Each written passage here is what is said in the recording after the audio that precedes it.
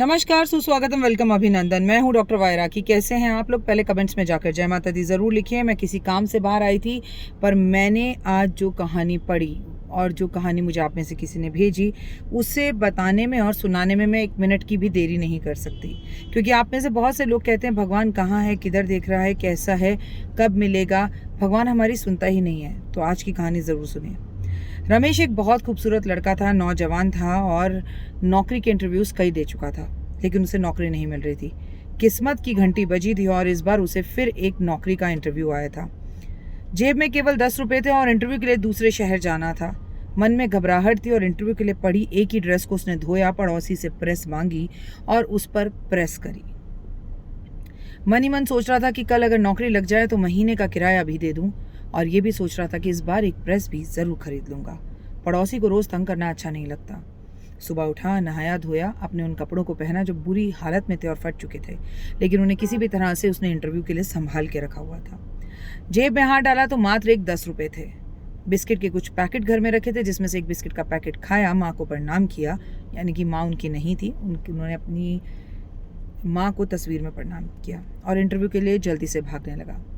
Interview क्योंकि दूसरे शहर में था, उसके लिए बस, ट्रेन और कई चीज़ों को पार कर पहुंचना था, लेकिन जेब में केवल 10 रुपये थे। घर से निकला तो ये सोचा काश लिफ्ट मिल जाए। लिफ्ट की लालसा करते हुए बार बार लिफ्ट के लिए हाथ दिखाता, पर लिफ्ट नहीं मिली। कहीं पर पैदल चलकर धूप के अंदर परेशान होते हुए, कहीं बस में बैठकर किसी भी तरह से वो शहर में पहुंचा जहां उसका इंटरव्यू था। एक मंदिर के बाहर एक भिखारी बैठा हुआ था और उस भिखारी के कटोरे के अंदर इतने पैसे थे जितने बैंक बैलेंस में भी शायद नहीं होते, और जेब में भी बहुत पैसे थे। इतने सारे पैसों को देखकर वो हैरान हो गया और इतने में वो भिखारी बोला, क्या तुम्हें मेरी मदद की ज़रूरत है? तो मुस्कुराकर बोला हाँ। तो बोला, कितने पैसे चाहिए? मैं तुम्हें दे दूंगा। उसने बोला, तुम? लेकिन तुम्हें कैसे पता मुझे पैसों की ज़रूरत है? बोला, तुम्हारी शक्ल से ही दिखाई देता है। लेकिन बोला, तुम क्यों मुझे पैसे दोगे? तुम तो खुद यहाँ भीख मांग रहे हो। बोला, मैं तो यहाँ लोगों की मदद के लिए ही भीख मांगने के लिए बैठता हूँ। यहाँ पर नेकी के कटोरे में लोग पैसे डालने आते हैं, अपने पापों को धोने आते हैं। इन पैसों को मैं उठाकर मंदिर की ही तिजोरी में रोज़ डाल देता हूँ, मंदिर के ही गले में डाल देता हूँ। मुझे मात्र एक दवाई रोज़ लगानी होती है, इंजेक्शन, और कुछ खाना खाना होता है, वो भी सिर्फ एक वक्त का। बाकी सभी पैसों का मैं कुछ नहीं करता, तुम जैसे मददगारों की मदद कर देता हूँ। उसने अपनी जेब में से 1000 रुपये का नोट निकालकर, पुराने वाले 1000 रुपये का नोट निकालकर इस शख्स को दिया और बोला, अब तुम जाओ। पीछे काफ़ी लाइन लगी थी, लोगों को उसका स्वभाव पता था और वो अपने पैसों को बांटे जा रहा था।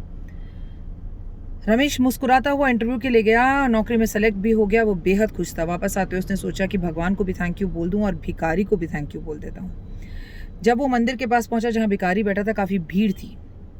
भीड़ को चीरता हुआ जब वो अंदर गया तो देखा कि भिखारी मर चुका था। उसने लोगों से पूछा, ऐसे क्या हुआ? बोला, ये एक इंजेक्शन लगाता था, आज वो इंजेक्शन इसने नहीं लगाया और इसने सुबह से कुछ खाया भी नहीं क्योंकि इसके पास पैसे नहीं थे। अब रमेश हैरान था। उसने बोला, नहीं, इसके पास बहुत पैसे थे।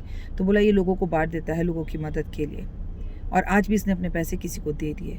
अब हैरान और चौकंदा रहने वाली बात और समझ रमेश की थी। वो रोने लगा। तो भीड़ में से कोई बोला, साला अच्छा है मर गया, रोज़ यहाँ बैठ जाता था, भिखारियों का यही हाल होना चाहिए। लेकिन रमेश मुस्कुराते हुए बोल रहा था, वो भिखारी कहाँ था? वो तो मेरे लिए भगवान था, जो मुझे ना केवल अपनी ज़िंदगी, अपने पैसे और मुझे भगवान के दर्शन भी करा गया, नौकरी दिला गया। क्या आपने कभी किसी के लिए कुछ किया है? इस विषय पर सोचिएगा ज़रूर। फिलहाल दीजिए इजाज़त। कमेंट्स में जय माता दी ज़रूर लिखिएगा।